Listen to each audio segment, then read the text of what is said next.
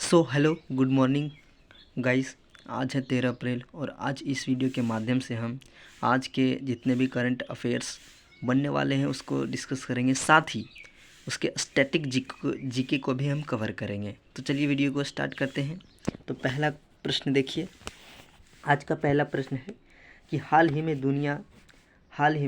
दुनिया का सबसे बड़ा डिजिटल कैमरा LSST को कहाँ स्थापित किया गया है।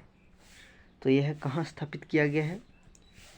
यह चिली में स्थापित किया गया है। कहाँ किया गया है? चिली में इसको स्थापित किया गया है। तो चिली आया है तो इसके बारे में कुछ हम फैक्ट्स देख लेते हैं। जैसे कि चिली की राजधानी सेंटियागो है। चिली की राजधानी सेंटियागो, मुद्रा पीसो है। सबसे लंबी समुद्री तट रेखा चिली की है। सबसे लंबी समुद्री तट रेखा किसकी है? चिली की है। अगर सबसे बड़ी समुद्री तट रेखा बोला जाए तो वह कनाडा का है, लेकिन सबसे लंबी बोली जाए तो यह चिली की है। यहाँ पर एक पर्वत है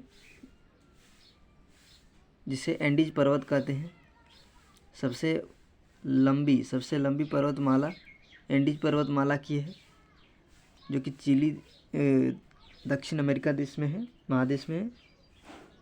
और इसकी सबसे ऊंची चोटी का नाम क्या है? माउंट एकांगुआ। तो एंडीज पर्वत की सबसे ऊंची चोटी का नाम क्या है? माउंट एकांगुआ है, जो कि इस पर्वत श्रेणी की सबसे ऊंची चोटी है। अगला है कि सबसे शुष्क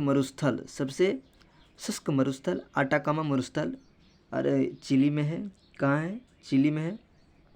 पंपास घास के मैदान, यह अर्जेंटीना में है। और कंपोज घास के मैदान ब्राज़ील में है। लानोज घास के मैदान वेनेजुएला में है। एक बार फिर से, पंपास घास के मैदान अर्जेंटीना में, कंपोज घास के मैदान ब्राज़ील में और लानोज घास के मैदान वेनेजुएला में है।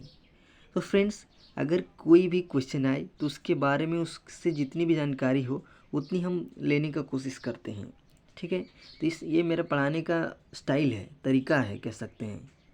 और LSST का फुल फॉर्म देख लेते हैं। LSST मतलब लार्ज साइनोप्टिक सर्वे टेलीस्कोप है।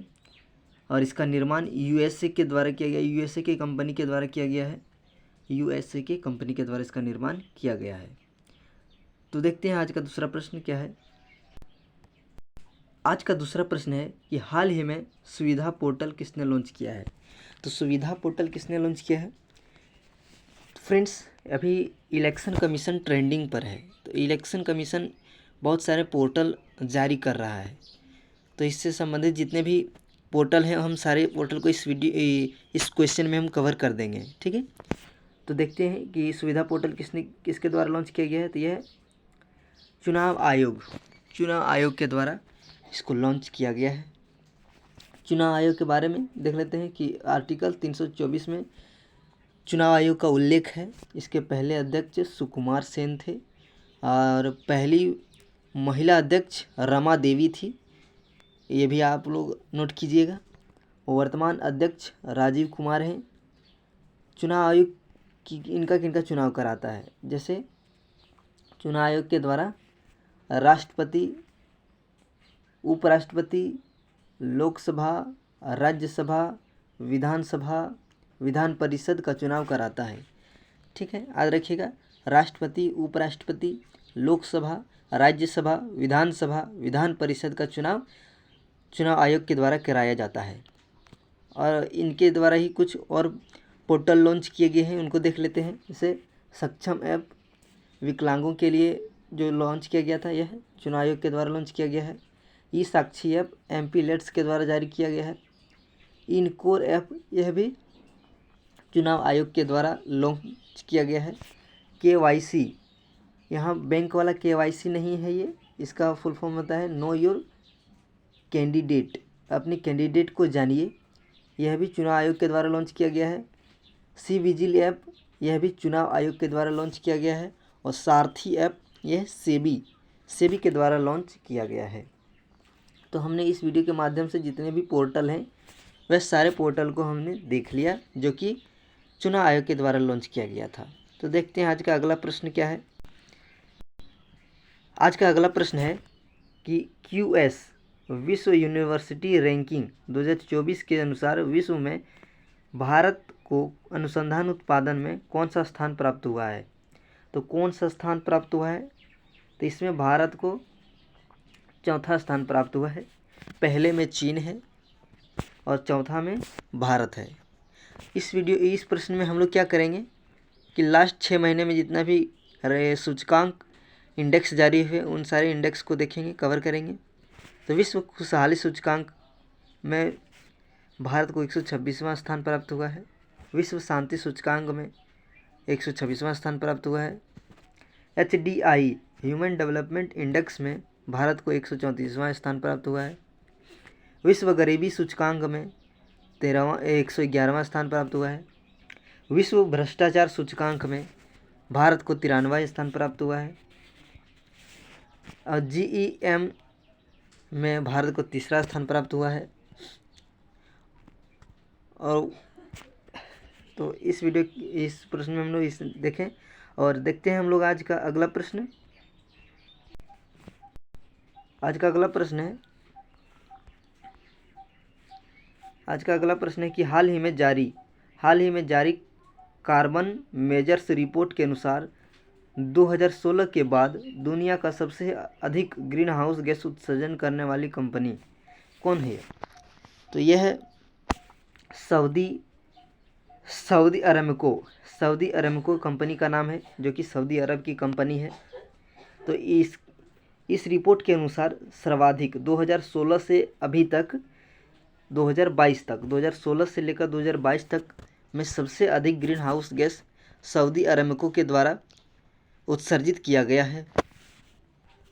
अब इससे कुछ फैक्ट्स ज़्यादा बनते हैं तो उसको भी हम कवर कर लेंगे। जैसे कि भारत शुद्ध शून्य कार्बन उत्सर्जन का लक्ष्य 2070 रखा है।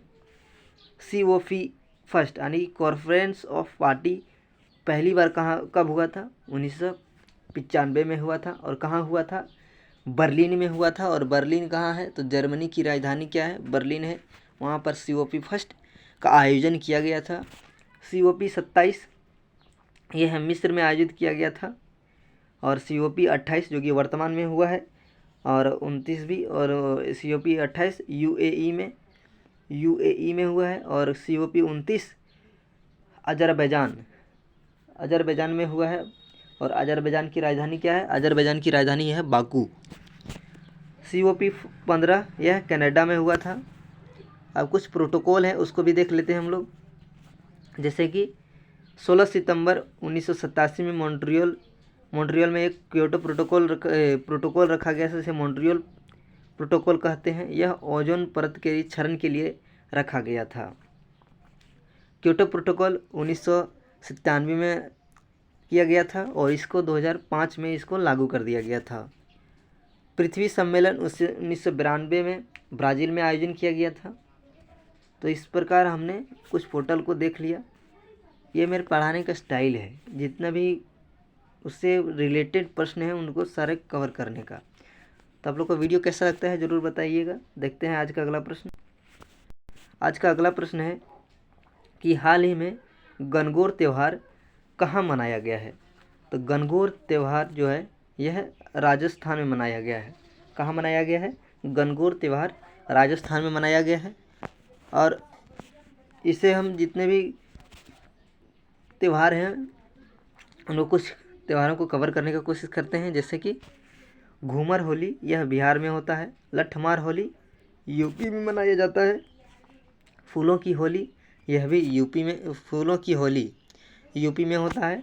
हॉर्नबिल फेस्टिवल नागालैंड में आयोजन किया जाता है। चाप चारकुट महोत्सव यह मिजोरम में होता है। अम्बुबाची का मेला असम में होता है। अट्टुकल पोंगल यह केरल में होता है।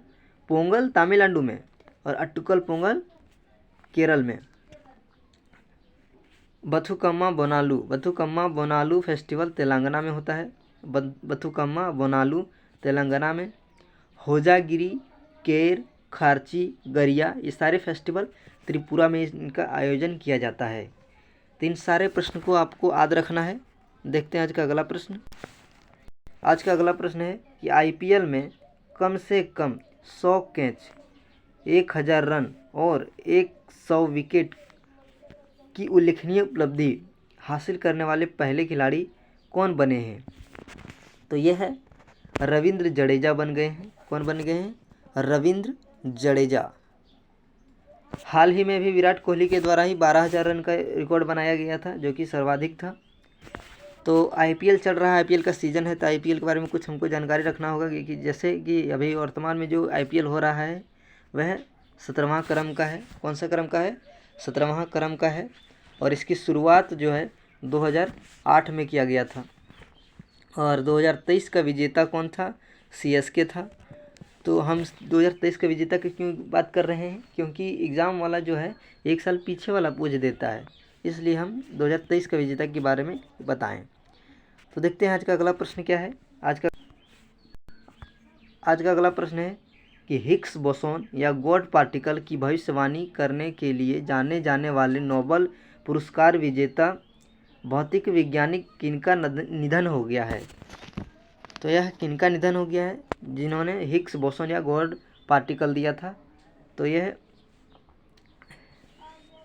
हिग्स बोसोन के ही यहाँ होगा, हिग्स बोसोन का निधन हो गया हाल ही में हिग्स बोसोन जी का निधन हो गया है। इन्होंने ही गॉड पार्टिकल की भविष्यवाणी की थी। गॉड पार्टिकल हिग्स बोसोन है। हिग्स बोसोन कण भौतिकी के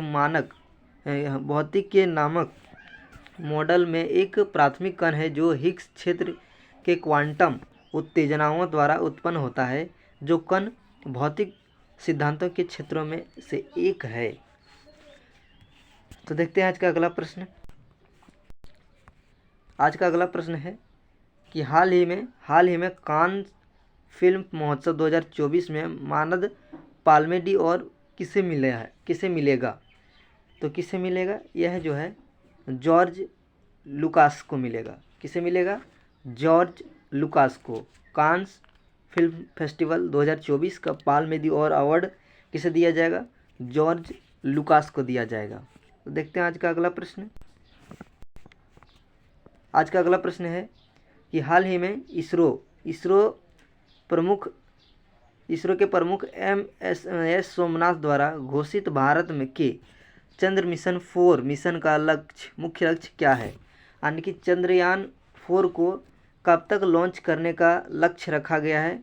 तो यह लक्ष्य 2040 तक रखा गया है। इसरो का चंद्रयान 4 मिशन 2040 तक चंद्रमा पर अंतरिक्ष यात्री उतारने के भारत के महत्वाकांक्षी लक्ष्य की दिशा में एक महत्वपूर्ण कदम है। यानी कि 2040 तक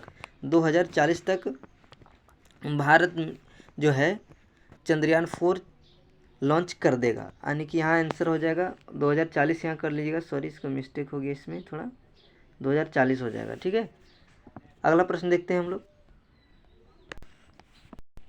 अगला प्रश्न है कि कौन अप्रैल 2024 तक एटीपी रैंकिंग इतिहास में सबसे उम्रदराज विश्व नंबर 1 बन गया है? तो यह कौन बन गया है? यहाँ बन गया है नोवाक जोकोविच। कौन बन गए हैं? नोवाक जोकोविच, जो कि यह बैडमिंटन के खिलाड़ी हैं।